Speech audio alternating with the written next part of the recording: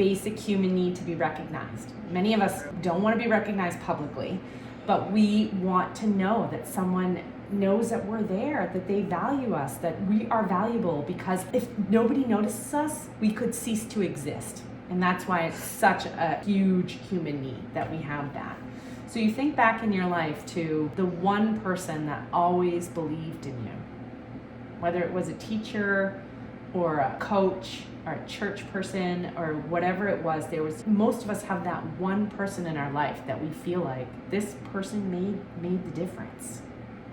When I was little, my brother died in an accident when I was 13, and I stopped leaving the house, stopped going outside, stopped talking to people, and I was in my house probably for about 2 months where I wouldn't go out. And my mother one day woke me up and said, okay, we're going to visit your grandmother. And I was like, I don't want to go. She's like, that's too bad, get in the car. So we get to my grandmother's house, and my grandmother was about 4'10", and she's standing on her porch with these huge hats with plastic flowers all over them. That was usually the sign that we were going to be either doing yard work or picking berries, picking, apples, or doing some sort of harvesting of some sort.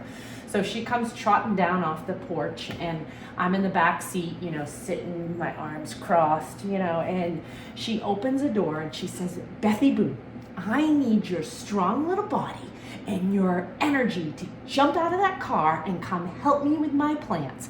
You are exactly the person that I need.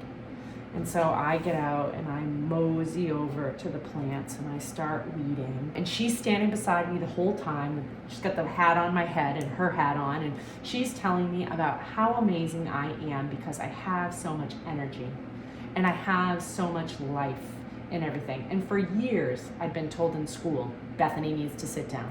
Bethany needs to stop talking. Bethany needs to stop running around the classroom. Bethany needs to stop bumping into things. Bethany needs to stop distracting people.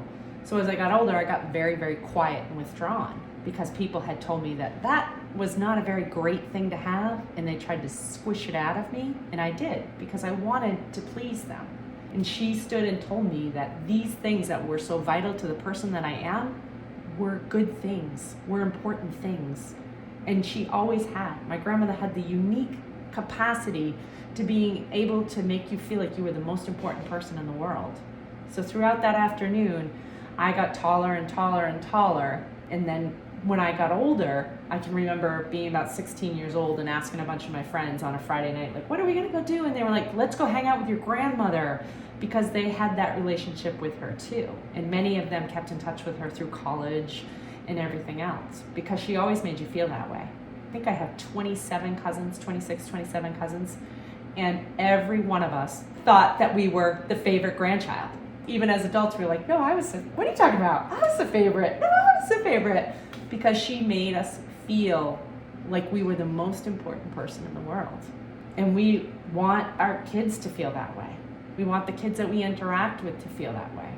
Because when they do, they feel supported enough to take a risk, to do something that's outside of their comfort zone. It could be making a new friend. It could be going into the classroom. It could be using the bathroom again when he's asked to. All those things are a risk, but if he feels supported and valuable enough, he'll be willing to do it.